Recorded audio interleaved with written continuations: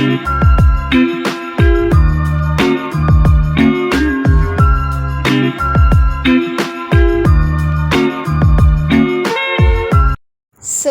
today I am gonna make mind map of chapter Control and Coordination of Biology class 10th. Hope you will like this video.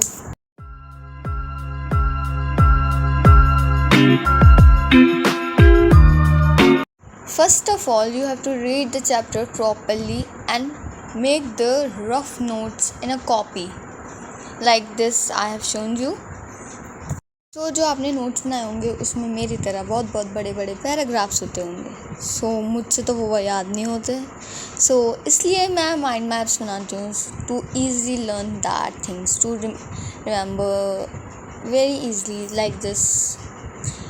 It's easy to point out important things and also help in revising during the exam times. So मैंने complete notes नहीं बनाया अभी। जब मैं बनाऊँगी तो मैं आपको भी बताऊँगी कि कैसे बनाते हैं mind maps. It will be easy for you to make also. So I will be telling you of the midbrain and you can see from the paragraphs the huge बड़े बड़े पैराग्राफ जो हमने बनाया उसके छोटे फॉर्म में आप mind maps में पॉइंट आउट कर सकते हैं. It will be easy for you. So I am using highlighter, pens, blue pen, whitener. So जो मिड ब्रेन है वो हेडिंग है जो आप कोई भी पेन्स यूज़ करके बना सकते हो. Then I have make a branching, two branching.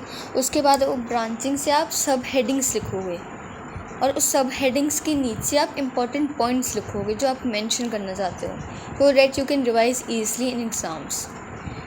जो आपने रफ नोट्स बनाया है ना उसमें से आप सिर्फ इम्पॉर्टेंट पॉइंट्स सब हेडिंग्स के नीचे लिखना, नो फालतू पॉइंट्स, क्योंकि फिर माइंड मैप्स भी उतने टफ बन जाएंगे जितने वो पैराग्राफ्स हैं.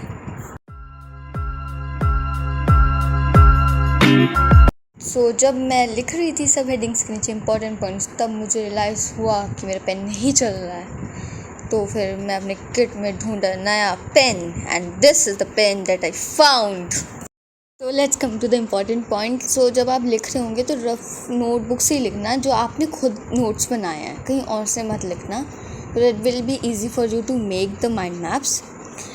And important thing, only write important points, nothing else.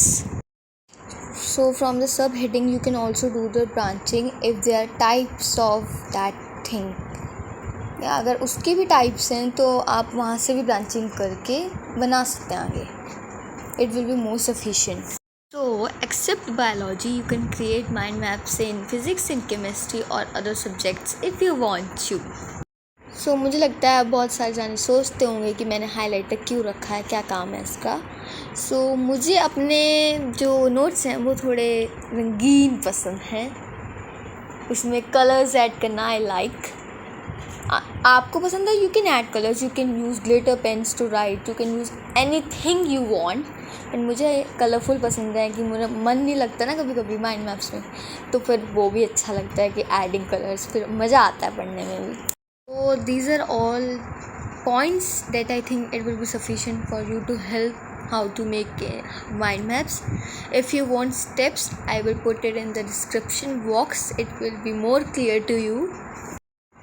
So अगर आपको मेरे mind maps की PDF चाहिए तो आपको like करना पड़ेगा, सब्सक्राइब करना पड़ेगा, शेयर करना पड़ेगा एंड कमेंट तो ऑफ कोर्स ही करना पड़ेगा कि मैं डालूँ. मुझे पता चलेगा ना कि आपको चाहिए ना. So please like, share and subscribe and watch it full. And by the way मैंने इसमें कंप्लीट नोट्स नहीं डाले. आपको लग रहा हो मैंने कंप्लीट डाले हैं. I have only prepared to explain you how to make mind maps.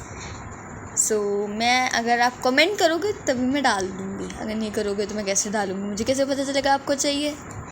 Bye bye, take care.